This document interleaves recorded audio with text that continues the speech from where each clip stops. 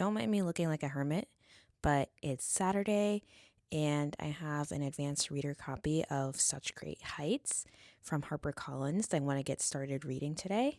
And so I'm going to do a little mini 2-day reading vlog today and tomorrow. And so let's get to it.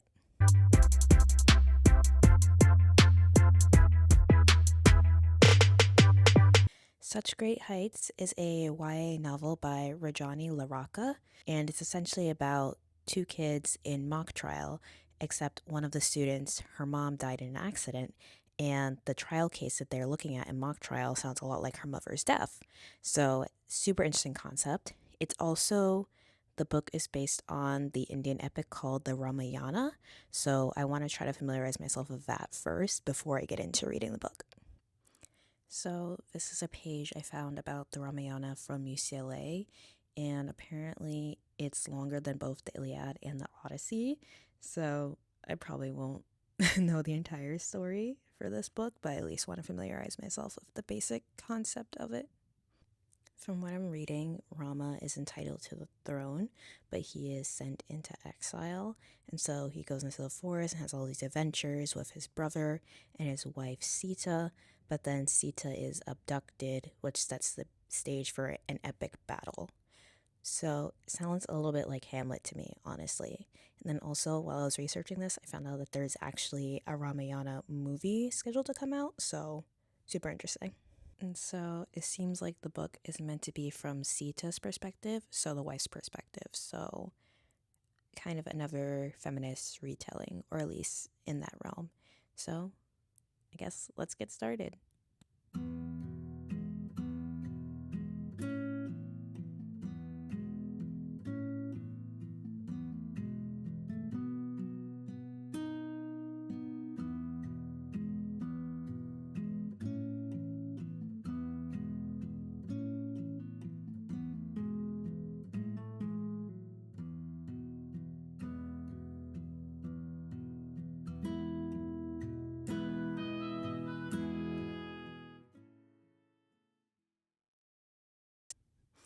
Hello. I am halfway through the book so far. I like it a lot. It's really cute. And I mentioned earlier wanting to get a better sense of the story of the Ramayana, and there's little, I don't know if they're excerpts, but they're at least kind of like brief vignettes from the story that are kind of like interspersed between the chapters to kind of help me understand. So that's been really helpful for my understanding. And also, the main character, Sia, she is in a women's literature class at her private school because she is a high school student in New Jersey attending a private school, and that's where she's on this mock trial team. But anyway, she's in a women's literature class, and they have this big paper they need to finish by the end of the year, and it's essentially on interpretations of women's roles in literature. That's my understanding. And she's been thinking about doing it on the Ramayana, essentially. Um, and there's also elements of her being Sita, the woman from the Ramayana. Sita is her namesake. And then also her friend, now boyfriend, Raj, who's also on the mock trial team with her, is described as the namesake, or his namesake is Rama from the Ramayana. And so they kind of explicitly talk about it in the dialogue. So essentially, background of Ramayana is explained in universe, which is helpful. Apart from that, like I mentioned, I think the story is super cute. Essentially, Sia does tryouts for mock trial team. She wants to be an attorney because last year she was a researcher, and she wants to essentially have a bigger role on the team this year. And she initially ends up being an attorney alternate, but then she gets promoted to attorney after one of the selected attorneys drops out to return to the bait team. And so there's kind of this dual role of Sia forming relationships with people on the team, and then also navigating the situation with the mock trial case and her mom. And so essentially, the proposed case for the year is a high-ranking lawyer, a defense lawyer, who runs off the road on an icy night and crashes into a tree. And the case is essentially a civil lawsuit of her family suing the insurance company for not paying out their life insurance because the insurance company decided that the woman's death was a suicide. And the details are so close to Sia's mom's death that she's like, alarmed, and she's like, there's no way my mom committed suicide, this and that. And so her and Raj and Sia's friend Grace, they sort of work together to investigate what's going on with this case. And essentially, mock trial cases are written by actual lawyers, and they've done some research so far, and they found that Sia's mom overlapped with some of the people on the committee who wrote the case at her law firm and in school and things like that. And so that's where things are right now. There's also an element of Sia kind of navigating how people see her, because Raj is kind of a big shot on campus. His father is a neurosurgeon, his mother's a senator, and so there's a lot of public attention on them as well. And now she's in the spotlight because she's attached to him. And there's also another student on the mock trial team, Raven, who I think might be into Sia. And so I feel like that might come up later. And there's also some jealousy from other members of the team. There's someone who is friends with Raj who clearly does not like Sia. So excited to see where everything goes so far. And yeah, I think it's a good balance of the sort of coming of age plot and also the actual investigation plot, which is pretty good. So yeah, I'm done for today. I will continue tomorrow, and I will update you guys. Hi, happy Sunday. I'm on the yoga mat. I'm gonna get back to reading shortly. I'm excited to see where we pick up from, because basically the last thing I read was a picture of Sia and Raj being posted online at a Diwali event, and it was them kind of in a compromising position. Raj was unbuttoning Sia's top, and she had fortunately told him to stop.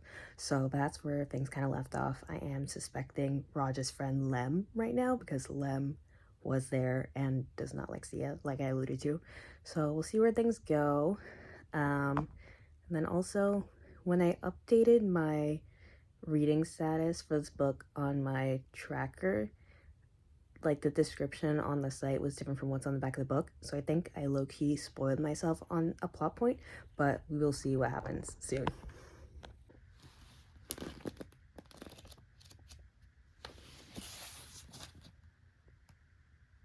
Good morning. I finished Such Great Heights, and I think it was a pretty solid book. I think Rajani LaRocca is really good at handling complex themes and dealing with multiple storylines without leaving any loose ends. So I have all my thoughts written here, so let's go through them. First, I mentioned that a lot of the storylines were resolved without any loose ends, but I do think some of them were resolved a little too quickly, and we could have spent more time on them. But other than that, I think we did get answers to every question that was raised in the book, which I think was good. I also think the book was really good at foreshadowing, because things that I had questions about early on, or things that seemed suspicious, were eventually resolved later. Every decision had a reaction, a conclusion point, which I think was really great. And so before I get into some of the deeper storylines, I want to talk about Raj and Sia's relationship more broadly. I think they're really cute. I think they're a really good example of a YA couple where they have conflict, but it's not handled in like a toxic way or unrealistic way. It's a way that teenagers would generally react, I believe.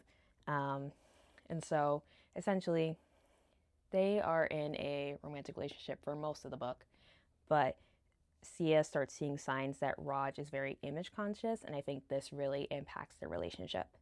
And so I mentioned earlier in the vlog that there were images of Raj and Sia posted online, kind of in compromising positions, and the photos were kind of used as a device to drive them apart when they're supposed to be collaborating on this investigation about Sia's mom and the mock trial case. So I thought that was really interesting. And I also mentioned earlier that when I went online, I think I accidentally spoiled myself to a certain plot point in the book. And so I'm just going to say what it was. Essentially, there is a plot line where the mock trial team has a lock-in at the school, and Sia is locked in a room with Raven. And there's kind of some questions around like, what happened there? Did something happen?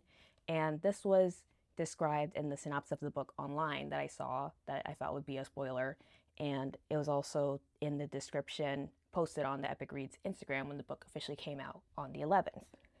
And so I initially was worried that Raven might do something to harm Sia, but that's actually not what happened, which is great. Um, and the images were posted online, like I mentioned. And Raj was pretty upset about it, but in the grand scheme of things, I don't think it was that big of a deal.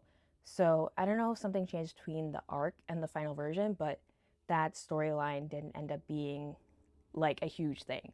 Um, so yeah, moving on from that.